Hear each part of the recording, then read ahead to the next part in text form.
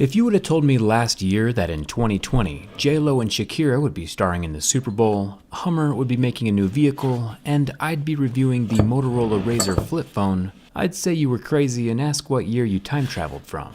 But here we are. This video is sponsored by Audible. This strange box contains the world's first hot dog style folding smartphone. You know, where it folds long ways instead of the fat hamburger style way, right? Anyone else learn that in school? We've tested folding phones here in the past on my channel with the Galaxy Fold and the FlexPi, but both of those were kind of like folding tablets, and this guy, well, it's more like a folding phone. This might also be the first phone where you want to keep the box. It's got a built-in rubber stand that'll redirect the phone's speakers out the base towards the front. Kind of interesting. Let's see what else is in the box before we say hello to Moto. In this fancy magnetic case, we get some instructions, along with the headphone dongle, 18-watt charger, braided headphones, and a braided USB-C cable. Seems like a pretty nice package. I've heard many people ask if this new Motorola RAZR can still handle those angry closes, you know, like after a phone call, and the phone gets aggressively shut.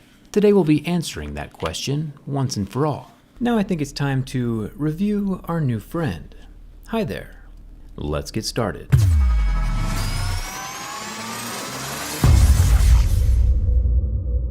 Now the thing I like most about this Motorola RAZR is the form factor. When it's open, it takes up just about as much space as my Note 10 Plus, which I'd say is a pretty common phone size these days. But the Motorola RAZR has the ability to fold in half, and quite literally take up half the space when it's shut. It's a form factor that actually makes sense. Taking a close look at the hinge of the new RAZR, we can see some exposed gear-looking things along the side. These don't actually spin like we saw in the Galaxy Fold. These teeth just keep the two sides, both left and right, folding at the same speed, so one side doesn't fold quicker than the other. The paper-thin screen lifts away from the phone body as it starts shutting, and you can quite literally see the light shining through the components. At first glance, this does seem kind of sketchy, but it still feels pretty solid, even if the screen lifting off is slightly unnerving. The bottom edge of the screen tucks a little bit into the base of the phone as it slides down, to compensate for that crease-free fold in the center. There are no folding lines in the center of this screen like we saw in the Galaxy Fold. Motorola did say on their website that this phone is designed with a zero-gap hinge that allows both sides to close perfectly flush to protect the main display. But unfortunately, I still definitely see a gap between the two halves of the phone when it's closed. And I'm not like a dust expert or anything, but dust can still definitely sneak in there. And it's not perfectly flush with a zero gap. Calling it perfectly flush with zero gap is incorrect, at least with my unit. We'll test out the dust thing more in just a second. The front smaller screen is not a fully functional display like we saw in the Galaxy Fold. This is more just for notifications and stuff, and can't control the entire phone. I'm getting distracted though, it's time for that scratch test. Now, the whole trick with these folding phones is that the screen is actually made from a thin piece of plastic. Plastic has multiple pitfalls. For one, you can't apply a screen protector, or the display might break. This is super unfortunate since once again we do start seeing damage at a level 2. A level 3 almost felt like my Mo's pick was going to start cutting through the display. And my fingernails once again can leave a mark on the screen. I was previously excited when I read that Motorola's design had a zero gap hinge with perfectly flush closure, since avoiding screen damage is one of the main things you want to do with a folding phone. But as we see with the screen this soft, dust and dirt are still going to be an issue. The simplest solution, like I suggested with the Galaxy Fold, is to just vacuum out your pockets every morning and you should be just fine. The outer screen, since it doesn't need to be folded, is made from glass. I can work my way up through the Mohs scale of hardness, and we find that the 2.7-inch outer display is confirmed. Scratches at a level 6, with deeper grooves at a level 7. One cool little Easter egg with this high-tech 2020 RAZR phone is that if you go into the hidden settings and drag Retro RAZR onto the main drop-down, you can make your sweet new $1,500 phone look like a $15 phone. I'd like to see an iPhone attempt that one. As far as the build quality of the Motorola RAZR, the whole thing does feel relatively sturdy. The earpiece grill is made from metal and won't be falling out on its own. The top curve is made from glass, which also protects the front-facing 5-megapixel camera. The original RAZR from 2004 only had a 0.3-megapixel camera. The frame is made from metal, along with the textured metal power button, and the volume rocker right below that power button is also metal.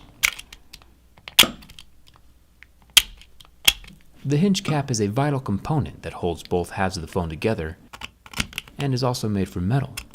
The frame of the bottom half of the phone is also made from metal. The phone is very well balanced on each half of the hinge. The bottom with its plastic chin does include a fingerprint scanner, which is actually pretty scratch resistant.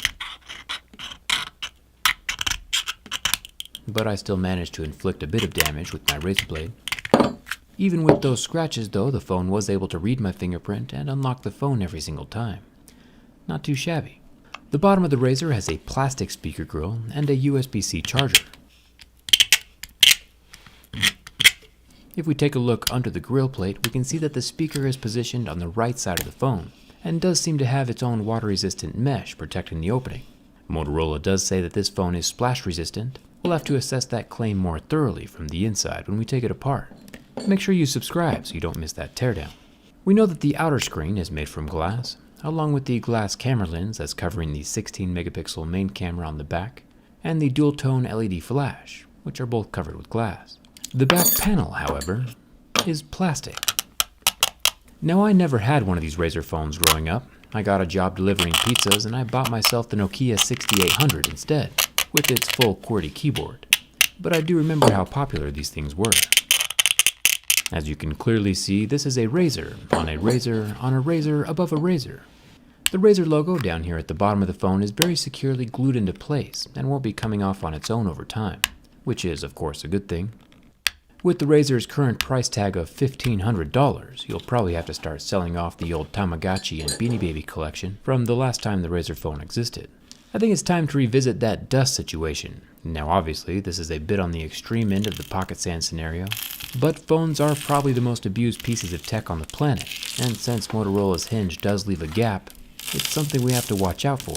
I'll let the dust shift around into every possible surface crack and crevice of the RAZR. It is hard to watch, but it's for science. Planet Earth is covered in dirt and we should be ready for anything.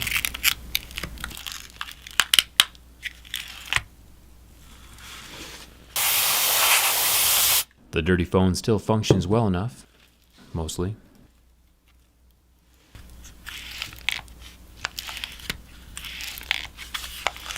The screen has not broken yet, but the sound of the hinge is more like nails on a chalkboard at this point, and not as much buttery smoothness like it was before. Looking close, we can see that one speck of dust has already managed to make its way under the screen, causing the light to reflect off the bulge a bit differently than normal. Rather unfortunate. Over time, this might damage the pixels from the back and kill the display. That compromising gap between the hinge and the display is going to cause an issue with dust in the future. Speaking of compromises, since this video was sponsored by Audible, I picked out a few new audiobooks at the beginning of the year to help me improve in certain areas, and Never Split the Difference is what I'm currently listening to. It's about the negotiating tactics that the FBI's lead kidnapping negotiator used in international hostage negotiations. Pretty intense. You can get your first audiobook for free when you visit audible.com/jerryrig or text jerryrig to 500-500. Audible has plenty of podcasts as well, along with A-list comedy and a huge selection of Audible originals. I usually listen when I'm at the gym. Never Split the Difference isn't all just about life or death negotiations. The same tactics can be applied at home, or to help get you a raise, or even negotiate more days off work with your boss. Communication is pretty useful stuff. You can get your first audiobook free with an Audible subscription. Link in the description, audible.com/jerryrig or text jerryrig to 500-500. And thanks to Audible for sponsoring this video. Now, like I mentioned before, this particular style of folding phone is my favorite so far. Rumor has it that Samsung is about to announce a phone with this same hot dog style folding capability. But Samsung's phone will also probably have the same plastic screen, which isn't a bad thing, of course. It does work. As long as we all know it's plastic, and we all know it's a tad more fragile than glass screens, then we can take care of it. Another difference is that this plastic screen retains no heat from my lighter. The pixels are still very much alive after 25 seconds. The plastic is unmelted and actually still cool to the touch. The usefulness of this knowledge basically borders on zero, but as we know from the erroneously named zero gap hinge on this phone, zero doesn't actually mean zero. I'm mostly stalling at this point since this is one of the coolest phones that's ever come across my desk and I don't have a whole lot of confidence about its ability to survive what's coming. The feature of this folding phone I'm most curious about is its ability to be slammed shut after a phone call. Remember, there is still currently a rock behind the screen somewhere, and I'm slamming it shut just about as hard as a person can with one hand. And now with two hands. Even with two hand slams and a little pebble behind the screen, this Motorola RAZR can withstand the abuse, and the phone definitely seems to be equipped to handle all abrupt phone hangups. I'd still take care of it though, since you never quite know which fold will be your last. I think it's time. Let's say you leave your phone on the couch, face down, and Great Aunt Susie comes over to ask why you didn't bring a special someone with you to the family reunion. She sits down and... now your screen is unresponsive and has a cool new 4-point design in the center, not from the rock that got caught earlier, but from some physical component inside of the hinge that's under the display poking through the back of the screen. Each of the four corners of whatever that rectangle object is under there just got smushed into the soft backside of the screen. After turning the screen off and then back on again, the phone does return to functionality, but the 4 pixels do not recover.